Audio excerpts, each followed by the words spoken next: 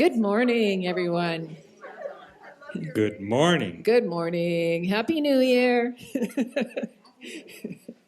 Welcome to the Center for Spiritual Living in the heart of Las Cruces on our first Sunday in January, right? Yes. Good. Yeah, I invite you to stand if you'd like, and we're going to do a couple of songs to get started. Yeah, we will have a good time.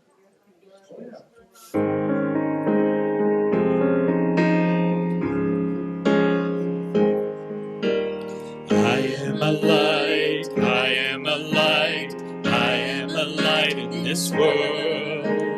I am a light, I am a light, I am a light in this world. And I shine, and I shine, and I shine so bright. And I shine, and I shine, and I shine so bright. You are a light, you are a light, you are a light in this world. You are a light, you are a light, you are a light in this world. And you shine, and you shine, and you shine so bright. And you shine, and you shine, and you shine so bright. We are a light, we are a light, we are a light in this world. We are a light, we are a light, we are a light in this world. And we shine, and we shine, and we shine so bright. And we shine, and we shine, and we shine so bright. And we shine, and we shine, and we shine so bright. And we shine, and we shine, and we shine so bright.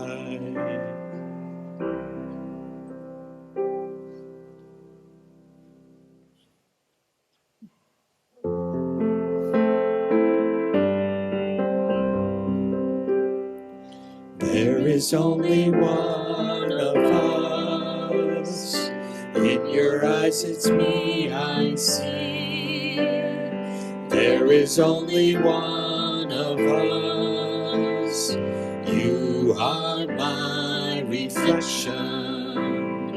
There is only one. There is only one of us. In your eyes it's me I see. There is only one of us. You are my reflection. There is only one. There is only one of us. In your eyes it's me I see. There is only one of us. You are my reflection. There is only one. You are my reflection. There is only one.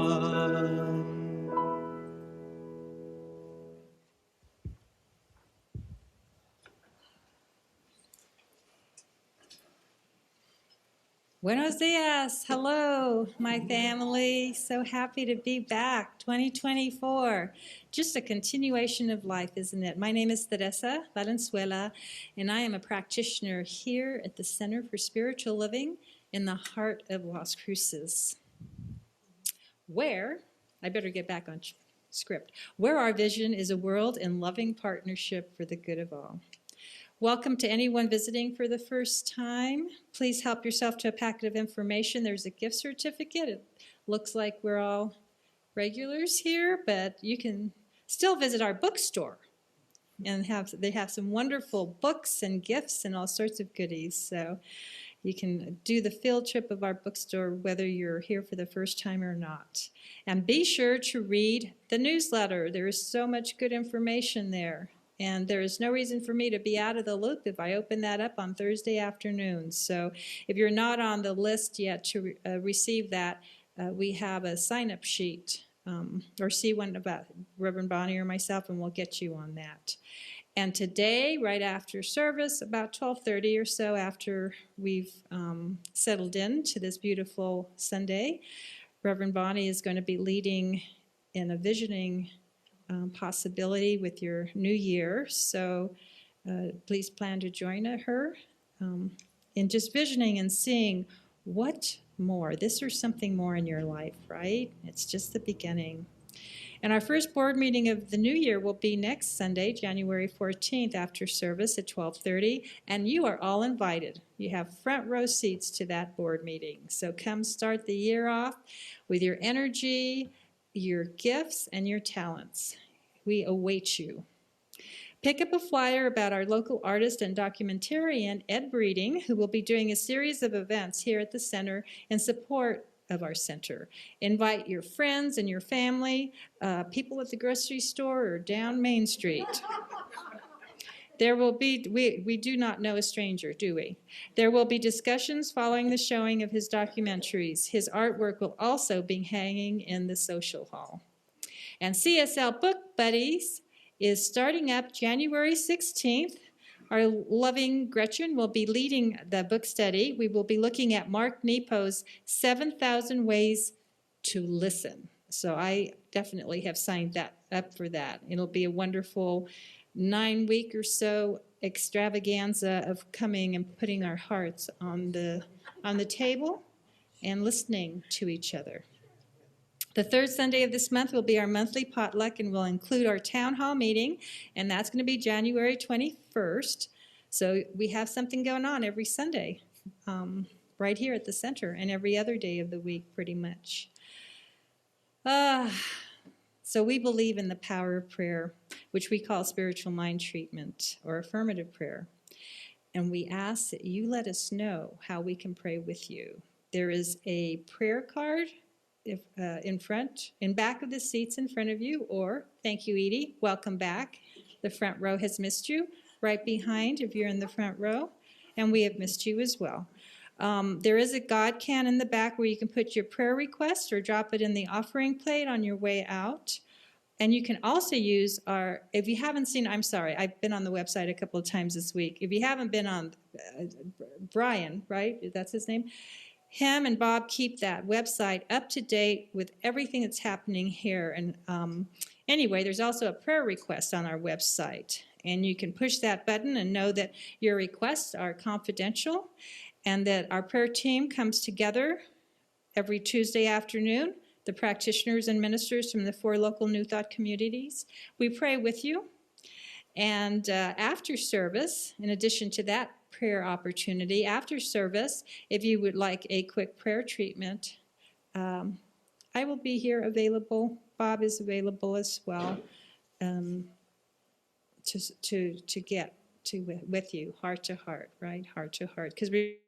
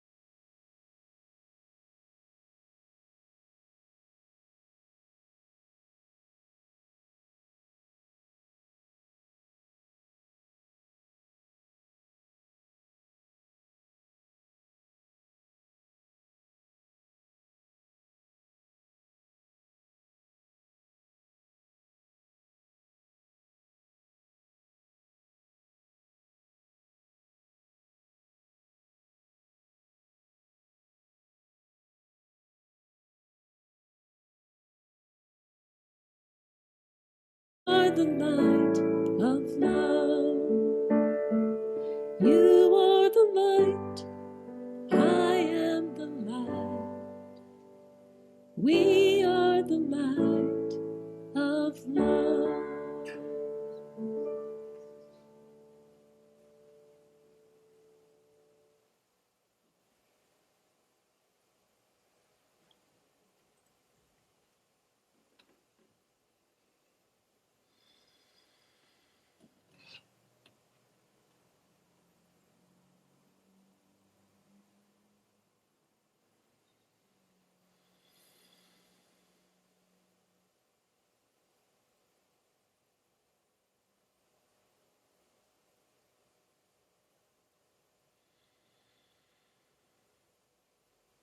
And so I invite us to breathe in the oxygen of love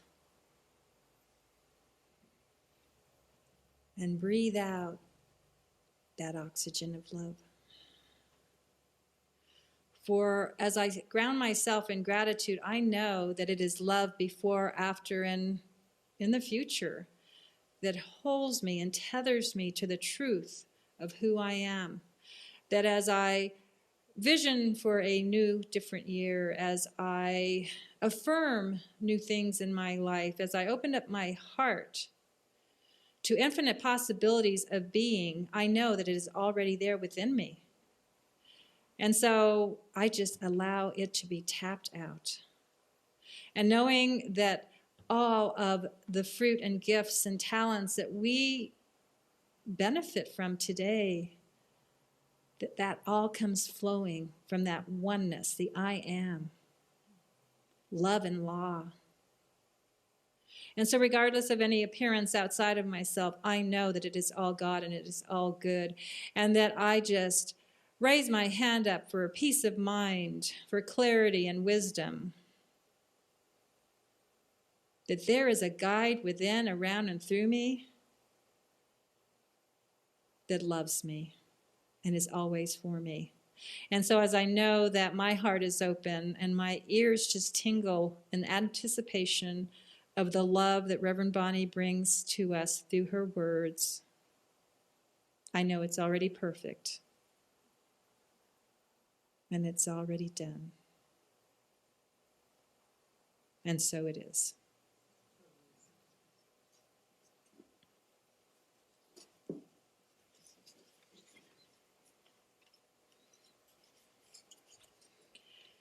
So today's reading is from the Science of Mind.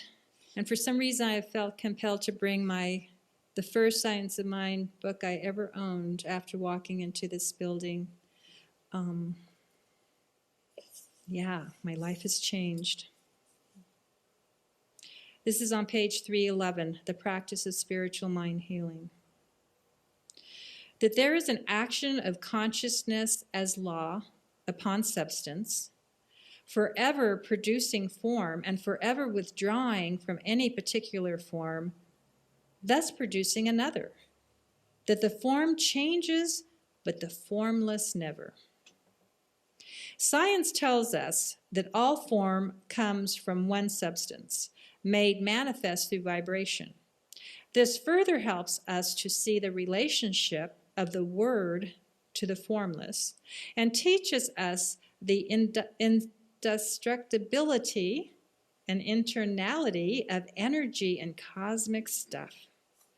The coal and oil we burn today passed millions of years ago from one form into another, and now, as they burn, are passing back into energy again.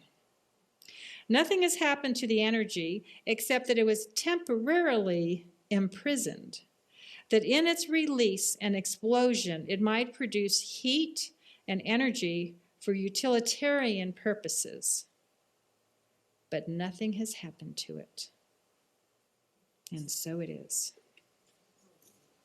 Thank you.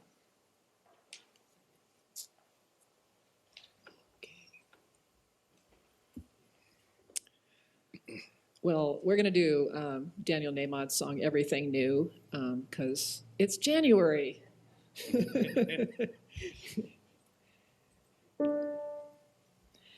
Bring it on. Everything new, everything different, everything true. I am ready for my next thing to do. Oh, I know it's gonna be everything new.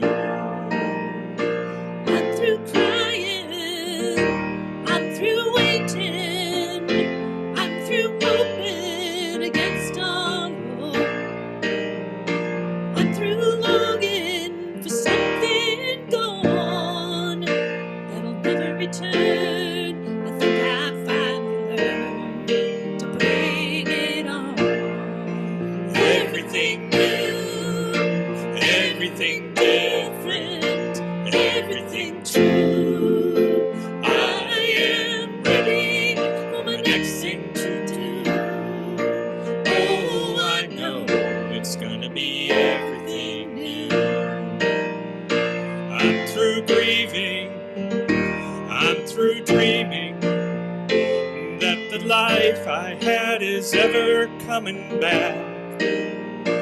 No more wishing on someone else's star that'll never be mine. I think it's time to bring it on. Everything new, everything different, everything true. I am ready for my next thing to do. Oh, I know it's gonna be everything new.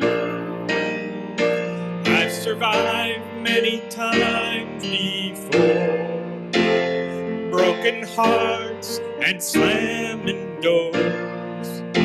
I'll be alright, yes I will once more. Just as I did back then, I'm gonna rise again. So bring it on. Everything new, everything different, everything true.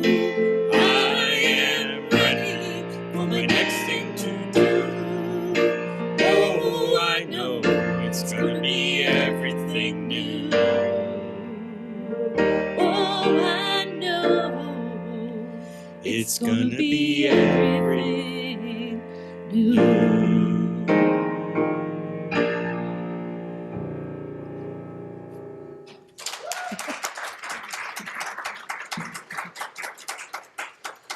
I want you all to keep singing that. I'm ready for my next thing to do. It was perfect. Wait till you hear what I have to say this morning. So good morning, everyone. I'm Reverend Bonnie, the community spiritual leader here. Thanks for joining us on Zoom and YouTube later. I am so grateful for the opportunities that Zoom have brought us. I got to attend my grandnephew's baptism yesterday over Zoom, and I was blessed with being asked to do the opening prayer. So it was quite an honor and so fun to see. So Zoom, we're so happy you're there with us, and we have that option, and we can look at this later also if you are unable to take it all in today. You're welcome to watch it again. So I want to thank you all for keeping up with our varied schedule of the last couple weeks. Someone texted me and wanted to know, so only one person showed up at 11 last week. And so that made me realize that we actually did a good job getting the word out. So I'm grateful for that, and I'm grateful to have you all back at our usual time here at 11 o'clock on Sunday. So Happy New Year to everyone. Welcome into 2024. Last week, we took the time to write out the things we wanted to release. Those of us that were here crumbled them up and put them in a fire out there, watched them go up in smoke, and came back around and set some intentions for the new year. And some people at home did the same thing in their own way. So what happened to all that stuff that we released last week? Where'd it go? I know we want to think hopefully out of our lives if we were releasing it, but what happened to it? Because just as we heard in the reading, nothing ever really completely goes away, does it? Things just change, they transform. So something happened when we released those things, and there's been a shift in the energy. But there's also something true, an essence that remains. And that essence is what's rising up right now in our lives, what's rising up in and through us, and what's rising up in 2024. And that happens to be the global theme for this year. Rise up, rising up. And Home Office gave us this message in regard to this theme. In 2020, a global pandemic swept into our lives, shaking us out of our comfort zones. Collectively, we grieved the world we once knew, questioning how this experience would shape the world to come. The social distance provided an opportunity to reflect, go within, and develop new hobbies. With all of these lessons learned and wisdom gained, we now have the opportunity to collectively participate in a grand raising. We have the freedom to shake off the years that have come before and to step into our greatness. The centers for spiritual living can no longer be the world's best kept secret. It's time for us to emerge into this new world, driven by faith, leading with courage, and moving with action. It's time for our grand rising. And they gave the context for where that idea came from. And apparently it's a way that you can greet the day. You can say grand rising, which means something a little different than saying good morning. The act of getting out and about is a great way to start your morning. Meanwhile, prefixing it with grand indicates that something bigger than just waking up is happening. This phrase is entering mainstream consciousness from its roots among spiritual Black Americans and astrologers. To use grand rising is a decision to begin the day with positivity and intentionality. It wakes us up from unconscious habits and behaviors and moves us toward conscious action that supports evolution individually and collectively. Isn't that nice? So what's rising up?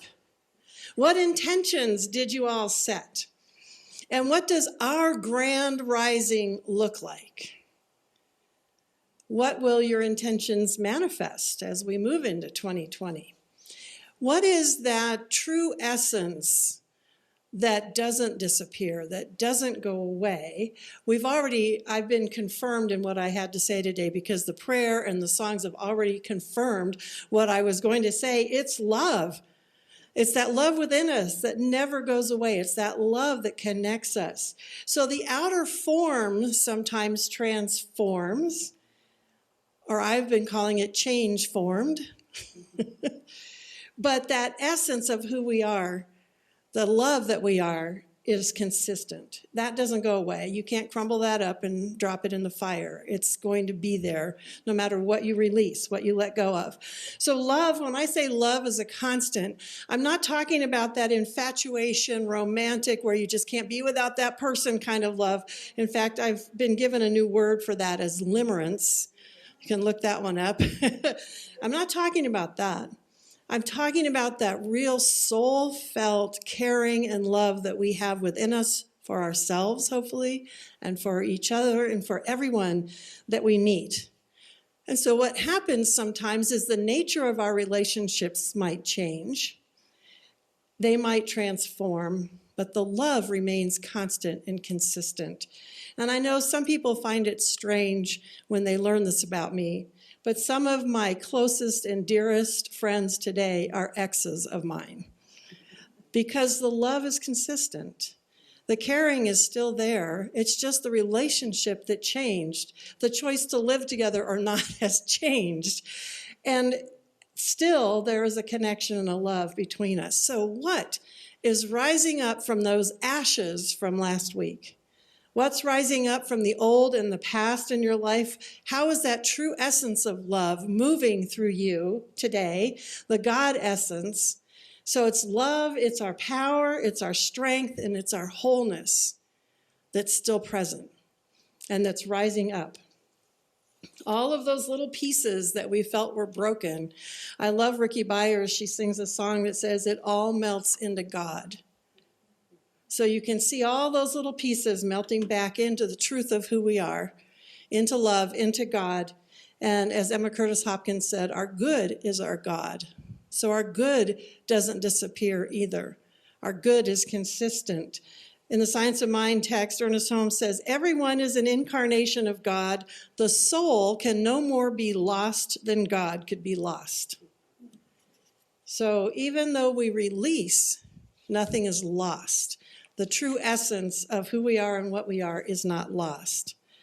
God cannot be lost. Consider all those cycles that we know happen out in nature and how things change and transform, but that energy in life is still there. And so speaking of transformations and transitioning, I want to let all of you know, some of you might already know, that Jerry Lund passed away this last week. Yeah.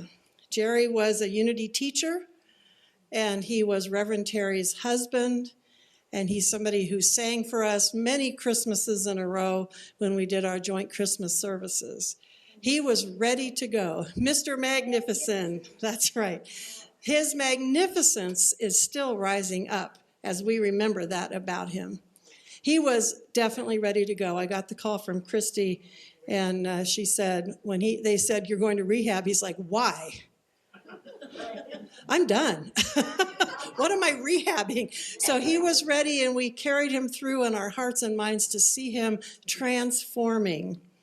And before I knew this was happening, and I'd already written this part of my talk, one of the things that I have struggled with over the years is when people decide to leave the center. I always feel like, I don't want them to leave. And Reverend Terry would always say to me, when somebody chooses to leave, bless them on their way. Bless them on their next path. So I could just hear Terry saying to me, bless Jerry, he's ready to go. Bless him as he makes his transformation into his next yet to be.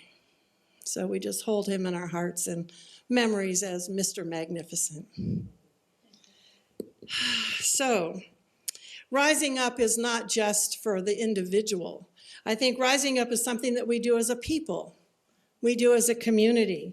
And so I keep thinking about what is it and how is it that we here in this center are rising up in 2024? What are we bringing forward with us? How do we lighten each other's loads? How do we rise up in cooperative community together? And what is rising up in our community? I'm sort of seeing this as the post-COVID era. And lately, this building has had many, many requests for usage. Like Teresa mentioned, this place is hopping all week long. There are things going on here throughout the week.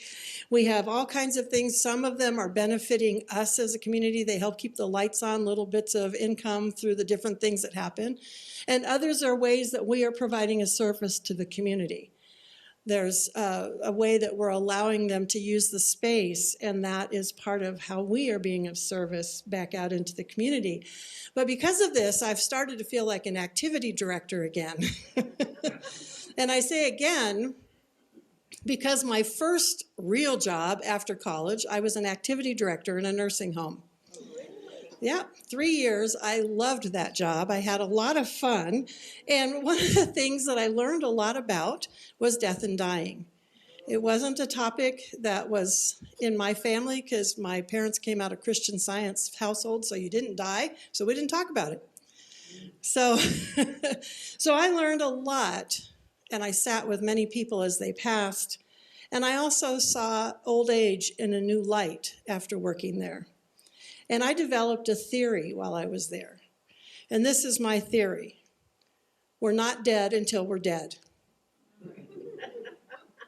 Think about it. I realized that some of the people in that nursing home had been there 10 and 15 years. I was 25 years old. That was half of my lifetime when I was working there. And I thought about all that I had done in half of my life. The places I'd been, the things that I'd learned. I'd been to college. This was after I graduated that I worked there. I thought about all of the different experiences. And I thought, this is a place where in my role, we are going to live. We're not going to sit around and wait to die. And that was a shift in my thinking. Because when I thought about those years and how they were being spent, I saw the last quarter of my life in a very different light. And several years later, I was interacting with my mom. We talked at least once a week. And I had seen that she'd started to get into a routine. She was very OCD, so routine was the usual. But the routine had become more staying at home, watching TV, going out once a week to do shopping. And I finally said to my mother, "What do you want to do with the rest of your life?" And she got kind of mad. I think she knew where I was going. She says, "Well, you just don't know what it's like to be 80. And I said, "Well, neither do you." Because her husband was 80, but she was a lot younger than her husband. And since then, I've come to say that 80 isn't even an excuse for some of y'all out there. It didn't matter whether you were 80 and lived 5 or 10 or 15 more years. The question was the same. What do you want to do with those years? How do they want to be spent? I folk dance once a week with a woman who's 93 years old, and she still volunteers at the soup kitchen. So 80 is not a cutoff. Well, my mom got the point, and she started making teddy bears for the local hospital to give to children. She started delivering Meals on Wheels and made friends with people who looked forward to her visit once a week. She did it on Thursdays. And she started reading to children with children in the schools. They needed people to volunteer so the kids could practice reading and help them and mentor them in that process. She also joined a shape note choir. She did a lot of things there at the end and started what I called living again. And to me, living meant still learning, being of service, and playing and having fun. And that was what I wanted to bring to the people at the nursing home. And that's what I saw in her life as she started to live again. And so even though I hear continually in this community, well, we're an older congregation, we are not dead yet. Now, we may have lost some of our steam due to the pandemic, and we have seen several of our dear friends pass and transition. But those of us that are still here are not dead. And so my theory is still that we are not dead until we're dead. So what's rising up in 2024? What's rising up in you, and what wants to rise up in this community? How are we going to live in 2024? How are we going to live to our fullest? And I am open to ideas, and our board is open to ideas. So if stuff is starting to percolate, you can shout it out or let me know after the service. Come to the board meeting next week, give us your ideas. We want to see this community thrive and live into 2024. How can we support each other in living to our fullest? Learning together, serving together, playing and having fun together. Now, I know that we have the learning piece down really well here. We teach classes and we have fun in those classes. We have the spiritual circle that meets over Zoom once a week with discussions out of the Science of Mind magazine. We have book studies and another one getting ready to start up. And Gretchen, you're leading that one. And these documentaries that Ed Breeding is going to do once a month are going to be interesting for watching and discussing. They're short little documentaries, and then we'll have discussion afterward. And it should be a learning as well as a fun and playful opportunity. We also have a play date with Will coming up in February. Yeah. I don't know if any of you got to do that last time. Will is the director of the theater department at NMSU, and he has all kinds of fun things that we can do, and he tailors them for those of us that are a little challenged physically anymore. But it's fun, and we get to play. And that will be the third Sunday in February after our potluck. You can hang out and we'll play here in the sanctuary. So as a community, I think we have the learning and the play and the fun down quite well. Where I see that we can evolve is in how we can be of service, how we can be of service out into our community. And I know that many of you are of service in many ways. Some of you already go to the soup kitchen. Some of you volunteer at hospice and other places. And so I keep thinking and wondering how we as a community can be of greater service, how we can come together in the ways that we can be of service. And over the years, there's been a lot of visioning, A lot of community meetings and town halls and all kinds of great ideas have risen up, and we're still waiting to see them manifest. And so I am wondering if the rising up can move into manifestation this year. So I'm going to give you an outline of some of the ideas that have already percolated to the surface. And just feel in your gut if there is any urge in there that says, ooh, that's something I want to do. There's youth-related things. Some people have talked about having a summer camp for the youth that's a New Thought-focused summer camp. And if we want to do that this summer, this is the time to start thinking about it. After-school tutoring, a place that we can provide tutoring for people with our expertise as well as our approach through New Thought. We wouldn't be preaching it, of course, but bringing our New Thought approach to tutoring. Helping teen moms or parents as mentors.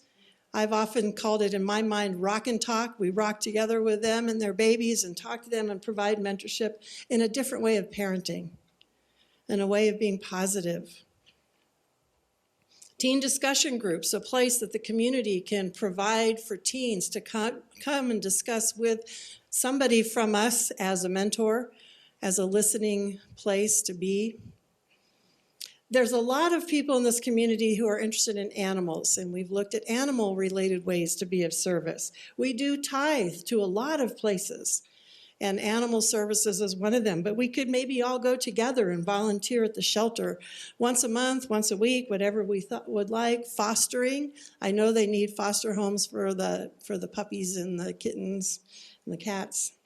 Also, people with older animals who need to find a home because they can no longer care for an older animal. That's also a need in this community. Many of us are concerned about the unhoused. We already work at the soup kitchens, but there are other ways we could ask the community of hope, how can we be of service as a community? We've talked about, and the idea has surfaced, this is not in the works yet, but it's an idea and we don't know where it might go, having showers and washing machines to help people get showered and have clean clothes, whether it's once a week, once a month, whatever. And then ministering to our own. We have some people who are shut in, who would love to be visited, who would love to still have conversation, but they can't get themselves here. There's also people who need rides to go shopping, who need rides to get here if they do come on Sunday. There's also the need for prayer partners. You don't always have to have the practitioner, but you can become prayer partners to each other. The prayer shawl ministry, we had that going, and we could use that again for when somebody is, again, shut in or at home or in the hospital. We take them a shawl that has been made in love so that they have something to wrap up in and remember they're loved. Spanish-speaking groups has been something that's percolated a lot, and there's people here that want to practice their Spanish. And so to come together and maybe discuss the articles in the Science of Mind, but in Spanish, or just practice. I found out there's 2 groups in town already. Maybe we could work together with them. And then there's the downtown partnership ideas. It's up to us to decide how we want to be a part of this community. And they have downtown meetings, and we could have a representative there. I've often thought of midday meditation as a place that, people come in and have meditation music and relax for a half hour during their lunch break. I've pictured rolling out a labyrinth in the middle of the room that people could walk and then rolling it up before Sunday service. So there's all kinds of ideas that have percolated, that have risen up as ideas. And so I thought a lot about that this week. First of all, I want to encourage you to read this month's Science of Mind magazine. There's a lot of interesting stories in there, articles about how people answered the call, that urge that was inside. And David Alt, Reverend David Alt, his story is really inspirational to me. But one of the things that I really liked was a quote from him. But first of all, he got a job as a tour guide and ended up in Cambodia. And on the tour, discovered the needs that were there in Cambodia. And from that, he said he responded in his mind with, "I'm available." He saw the need, and in his mind he said, "I'm available." And now he has started schools there and other schools around the world, so you'll have to read the article. But what he said, my motivation in this work is coming to the awareness by which we do what we do with what we have, wherever we find the need. I love that. We do what we do with what we have, wherever we find the need. So we think about all those places that we see need, and I say that in quotes because we don't want to feed the need. We want to be of service, so that's a little subtle difference there. But we want to feel that urge of what's rising up in us, what wants to be done, what is it that we can do. And so I know that some of you might also be saying, well, been there, done that. I've done my time. Maybe you already volunteer somewhere. That's great. And if you do, let us know where. Maybe some of us can join you. But back in the era, the time when we did the Stump the Minister Q&A Sunday, do you remember that Sunday? One of the questions that was asked was, what are some of the laws that Ernest Holmes talks about? And those laws are the metaphysical, spiritual laws. I've talked about them several times, I think, since then, but I wanted to remind us just a few. The law of correspondence, as above, so below, as within, so out, so our thoughts, how we are, what we're thinking is what we see manifest in front of us. What we focus on is what we get, that idea. The law of cause and effect. Every action has a reaction or a consequence. The idea of we reap what we sow. So what do we give out? That's what we get back. And again, it's not always one for one, but it's the essence of what goes out is what comes back. And the law of attraction. Our thoughts and feelings and words and actions produce energies that attract more of the same. So I have a question for you. How old are you when those laws stop working for you? When you're dead. How old are you when you're exempt from these laws? Never. And so if you are alive, those laws are still functioning in your life. What you're thinking, how you're feeling, that's the energy that's being put out there and what's coming back. I swear, Edie, you're alive because of your positive attitude. Thank you.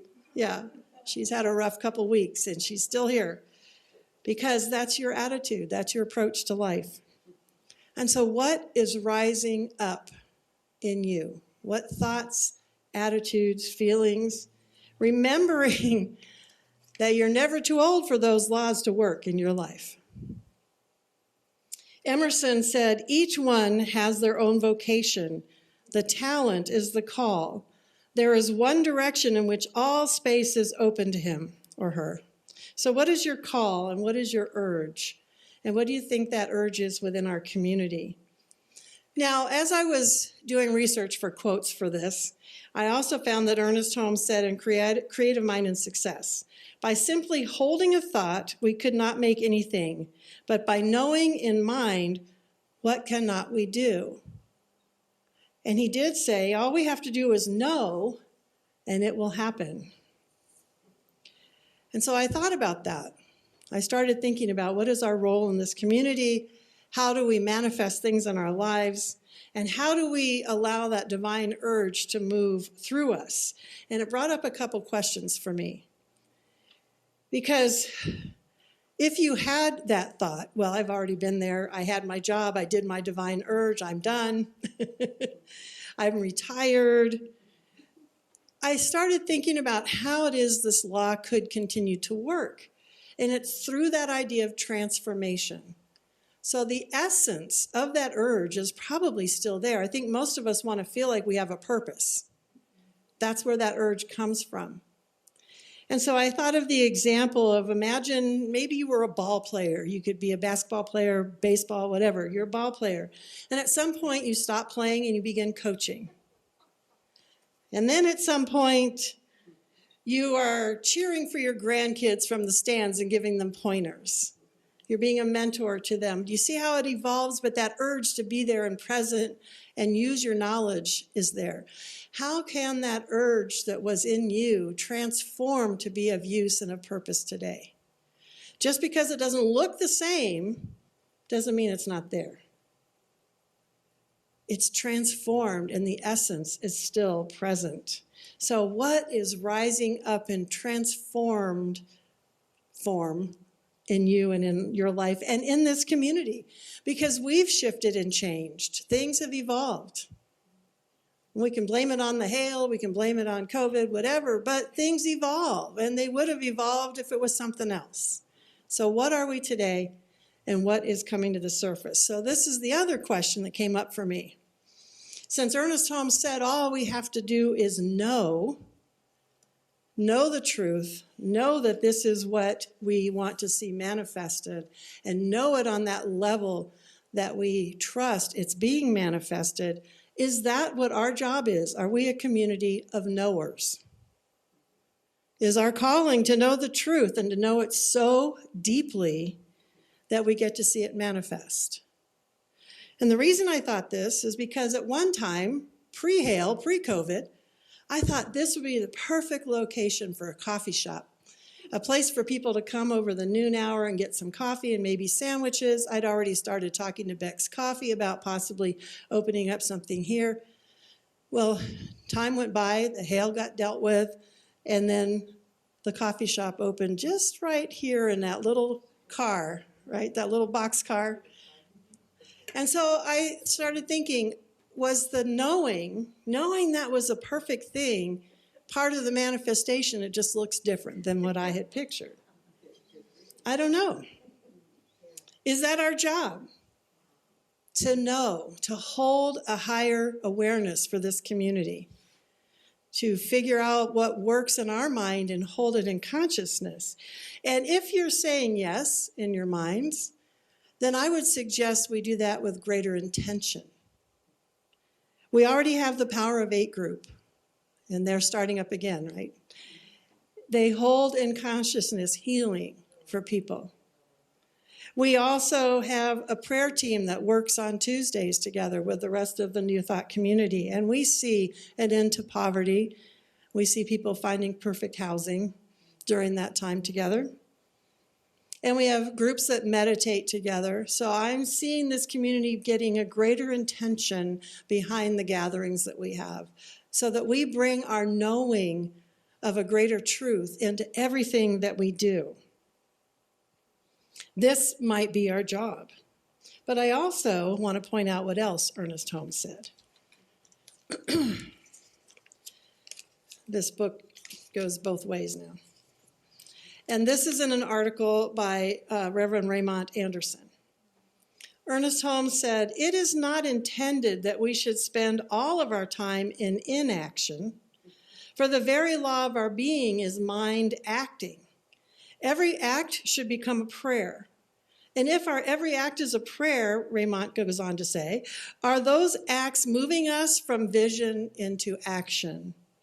By what fruits are we known? The grand rising of the next highest version of the science of mind and centers for spiritual living is upon us. This grand rising calls us to increase our visibility so we can experience a greater global life-affirming impact. This grand rising invites each of us to rise in relevance, rise in reach, and rise in relationship." And then he quotes Ernest Holmes again. "One of the greatest difficulties in the new order of thoughts is that we are likely to indulge in too much theory and too little practice." So, what action is wanting to rise up in you? What practice is rising up in you? As part of this spiritual community, what actions and practices do we have collectively that we bring in and provide service through, so that we can have greater service out into our community here? As we pray for world peace, as we pray for the unhoused to find their perfect housing and warm shelter, especially in this cold, as we pray that the hungry are fed, how are we moving our feet after we treat, after we do the treatment, after we do the prayer? What can we do? And I'm not saying you have to be the basketball player anymore. But what are you feeling the urge to do? How can we as a community move our feet? How do we live this new thought philosophy and bring life back into it when we are 60, 70, 80, 90, 100. It doesn't matter, however far you go, how do you live it? She said, I don't want to go that far. We just saw our beautiful Virginia Brilliant move on at 103. And she still had the essence of her belief and the knowledge that this stuff works all the way to the end. So how do we want to live this philosophy? Individually and as a community. What's rising up from those ashes that we burned last week? What's rising up from time in isolation? What's rising up from potential, maybe we were in a place of apathy. I know I'm rising up out of grief, which created a lot of apathy, a lot of stuckness, it felt like. What's rising up from our past experiences, from all that we've released? What remains? What's rising up in each one of you? So now it's time to be ye transformed by the power of your mind. And just let that phoenix within you rise up out of your ashes, whatever they might have been, whatever you wrote last week, whatever you've released, whatever you've let go of. Harness that energy of love that's still within you, that is never lost, and experience your grand rising. And so it is. Take a deep breath.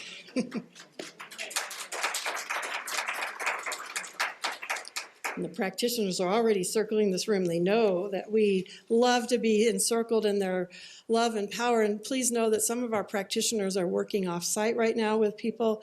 They're doing their job. They're helping and supporting. And so just hold all in our community and our consciousness in that space. And just take a moment to go within. Where did you feel the tug? Where do you know your purpose lies? What are your talents? What is that urge? That's the God within you, the love energy that's still alive in you. That's your strength. That's your wholeness. That's your purpose. So just feel that within you as it's moving and shaking right now, ready to rise up. Breathe into it. And see how it's transforming, how it wants to be expressed in new ways, knowing that it's all good and it's all God. We give thanks for this community, this center, all the things that happen within this building to support people on so many different paths. We give thanks for each person who comes on Sunday, for each person who watches on Zoom or YouTube. We give thanks for the technology that allows that to be a possibility. We give thanks for each person who gives their service to this community and all that happens here. This is definitely not something I do alone as the community spiritual leader. I have so much support and love from practitioners, from the staff, from people who volunteer. This is a community in action. And so we just give thanks as it continues to rise up in new form and new expression for 2024. And so I give thanks in advance for all that is ready to manifest and move through these walls to be of service to the greater community.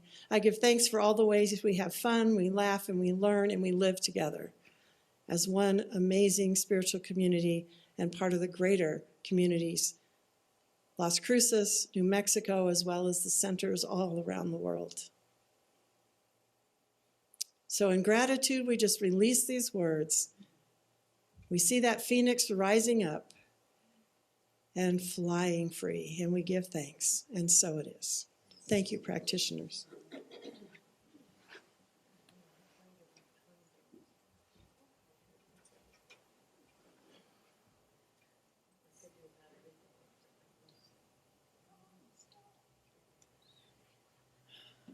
Well, I think this song fits.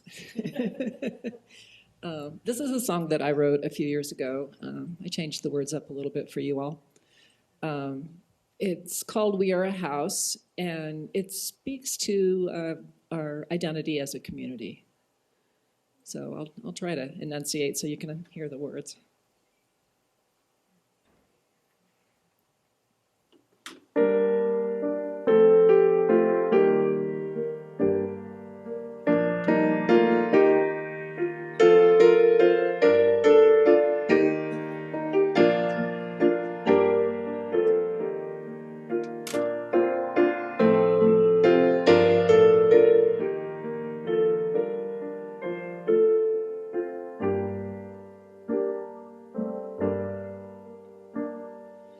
We are a house of prayer, upholding all people in faith, love, and care, holy power, love, and happiness.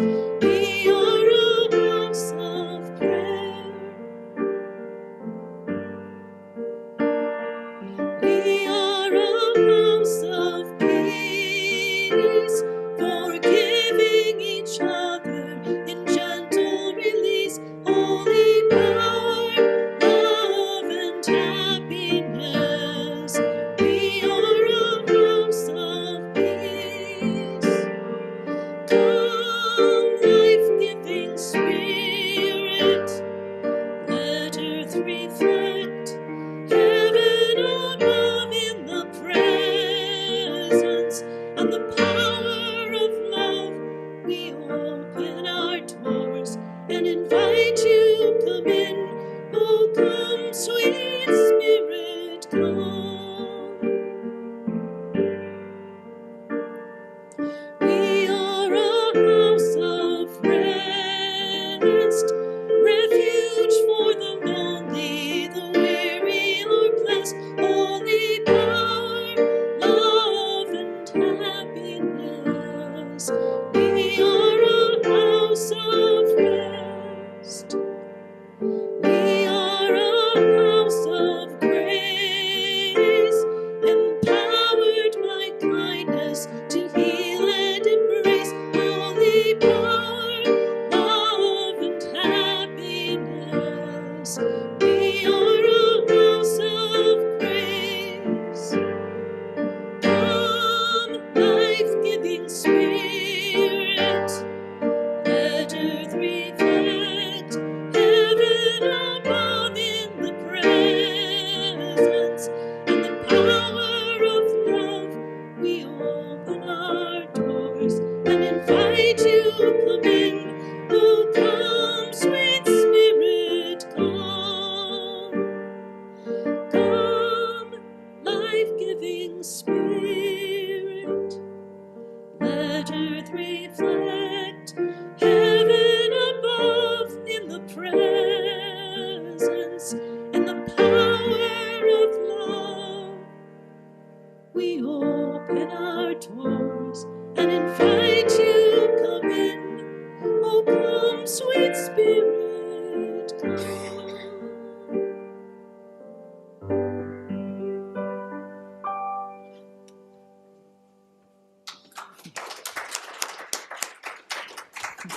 I'd say that fit beautifully. Thank you. Perfect. Thank you so much. And so now is the time that we consider giving back to this amazing community, this building, this space that encapsulates all this love that we are, and know that 10% of everything that comes through here is given out to other aspects of our community. And this month, it's to La Casa Incorporated, whose mission it is to support everyone affected by domestic violence. Their vision is a just and safe community free from violence and abuse. And there's a lot more about them on our website if you want to read more. 10%, like I said, of everything this month goes to support this effort. And so let us say our blessing together. Divine love through me blesses and multiplies all that I have, all that I give, and all that I receive. Thank you, God, in me. And as we sing, I'm so blessed, sing it with new ears and new heart. I am so blessed. I am so blessed. I am so grateful for all that I have. I am so blessed. I am so blessed. I am so grateful. I am so blessed. I am so blessed. I am so blessed. I am so grateful for all that I have. I am so blessed. I am so blessed. I am so grateful. I am so blessed. I am so grateful. I am so blessed. So it just came to me to share with you that one of the things that my friend and I have started doing is ending each day by sharing with each other the alphabet, ABCs of gratitude. And you find something for A that you're grateful for all the way through to Z. And it is changing people's smiles in their life. We're doing this with family and sharing our gratitude. And as we say, we're so blessed. We have so much to be grateful for. So if that will help lift your spirits, do the ABCs of gratitude. I got that out of a 12-step program. I'll give that credit where it's due. So taking your blessings, taking what's rising up in you, you can stick around and vision with me after here to see how you want to support that. We'll do a visioning after we have a little coffee and talking out there. You're welcome to stay and vision what's rising up in you and how that might be supported by you throughout 2024. Let's stand and sing our closing song. We're going to do the Let There Be Peace. Let There Be Peace.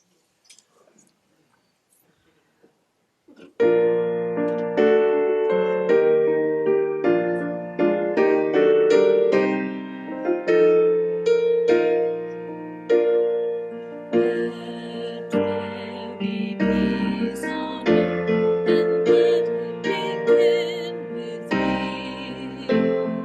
Let there be peace on earth, the peace that was meant to be, with God as our center, family harmony. Let us walk with each other in perfect harmony. Let peace begin with me. Let peace be our moment now. With every step I take, let this be my song of love. To take each moment and live each moment in peace eternally. Let there be peace on earth, and let it begin with me.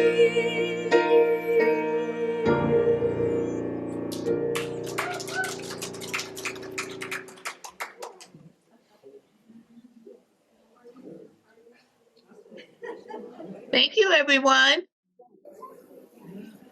I'm a little bit cold, and I'm never cold. I'll show you.